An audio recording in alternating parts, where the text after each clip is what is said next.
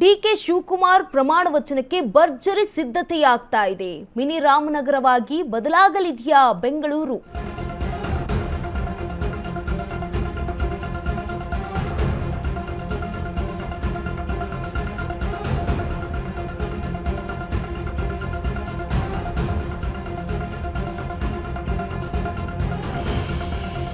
ಡಿಕೆಶಿ ಪಟ್ಟಾಭಿಷೇಕಕ್ಕೆ ರಾಮನಗರದಿಂದ 50,000 ಜನ ಬರುವ ಸಾಧ್ಯತೆ ಇದೆ.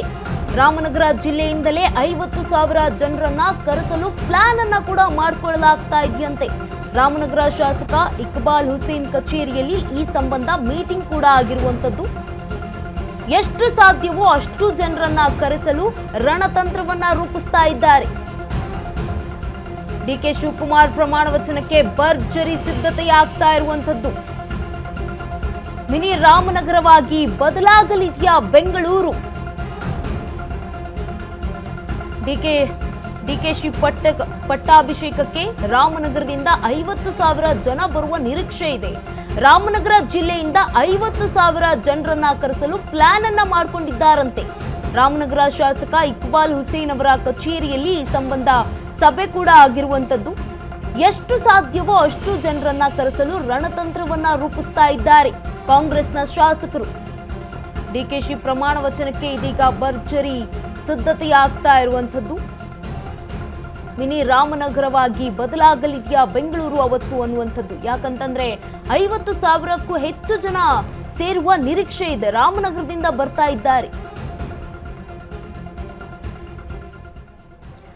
ಇತ್ತ ದಕ್ಷಿಣದ ರಣತಂತ್ರ ಹೇಗಿದೆ ಅಂತ ಗಮನಿಸ್ತಾ ಹೋಗೋದಾದ್ರೆ, ಪ್ರಮಾಣ ವಚನಕ್ಕೆ ಭರ್ಜರಿ ಸಿದ್ಧತೆಯಾಗ್ತಾ ಇದೆ. ಡಿಕೆ ಶಿವಕುಮಾರ್ ಅವರ ಪ್ರಮಾಣ ವಚನಕ್ಕೆ ಭರ್ಜರಿ ಸಿದ್ಧತೆಯಾಗ್ತಾ ಇದ್ದು ಬೆಂಗಳೂರಿಗೆ ಬರ್ತಾ ಇದ್ದಾರೆ 40ರಿಂದ 50,000 ಜನ.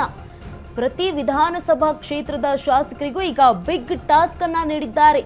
ಪ್ರತಿ ಕ್ಷೇತ್ರದಿಂದ 10,000 ಜನರನ್ನ ಕರೆಸಲೇಬೇಕು ಅನ್ನುವಂತಹ ಈಗ ಸೂಚನೆ ಸಿಕ್ಕಿರುವಂತದ್ದು. ಪಕ್ಷದ ವತಿಯಿಂದ ಬಸ್ ವ್ಯವಸ್ಥೆಗೆ ಈಗ ಪ್ಲಾನ್ ಅನ್ನ ಕೂಡ ಮಾಡಿಕೊಂಡಿದ್ದಾರೆ. ಬಸ್ ವಾಹನಗಳು, ಊಟ ತಿಂಡಿ ವ್ಯವಸ್ಥೆಗೆ ನಿರ್ಧಾರವನ್ನ ಕೈಗೊಂಡಿರುವಂತದ್ದು ಕಾಂಗ್ರೆಸ್ನಲ್ಲಿ. ಡಿಕೆ ಶಿವಕುಮಾರ್ ಅವರ ಕಾರ್ಯಕರ್ತರು ಹಾಗೆ ಕಾಂಗ್ರೆಸ್ ಪಕ್ಷದಿಂದ ಈ ಒಂದು ರಣತಂತ್ರ ರೂಪಿಸಲಾಗ್ತಾ ಇದೆ ಅಂತ ಹೇಳಲಾಗ್ತಾ ಇದೆ. ಡಿಕೆಶಿ ಪಟ್ಟಾಭಿಷೇಕಕ್ಕೆ ರಾಮನಗರದಿಂದ 50,000ಕ್ಕೂ ಹೆಚ್ಚು ಜನ ಸೇರುವ ನಿರೀಕ್ಷೆ ಇದೆ. ರಾಮನಗರ ಜಿಲ್ಲೆಯಿಂದಲೇ 50,000 ಜನರನ್ನ ಕರೆಸೋದಕ್ಕೆ ಪ್ಲಾನ್ ಅನ್ನ ಕೂಡ ಮಾಡಿಕೊಂಡಿದ್ದಾರೆ. ರಾಮನಗರ ಶಾಸಕ ಇಕ್ಬಾಲ್ ಹುಸೇನ್ ಅವರ ಕಚೇರಿಯಲ್ಲಿ ಈ ಸಂಬಂಧ ಕೂಡ ಮೀಟಿಂಗ್ ಆಗಿರುವಂತದ್ದು. ಎಷ್ಟು ಸಾಧ್ಯವೋ ಅಷ್ಟು ಹೆಚ್ಚಾಗಿ ಜನರನ್ನ ಸೇರಿಸಿ ಒಂದು ಶಕ್ತಿ ಪ್ರದರ್ಶನಕ್ಕೆ ಮುಂದಾಗ್ತಾ ಇದ್ದಾರೆ. ಡಿಕೆ ಶಿವಕುಮಾರ್ ಅವರ ಪಟ್ಟಾಭಿಷೇಕದ ದಿನದಂದು ತಮ್ಮ ಒಂದು ಶಕ್ತಿ ಪ್ರದರ್ಶನಕ್ಕೆ ಈಗ ಮುಂದಾಗ್ತಾ ಇರುವಂತದ್ದು ಕಾಂಗ್ರೆಸ್ನಲ್ಲಿ.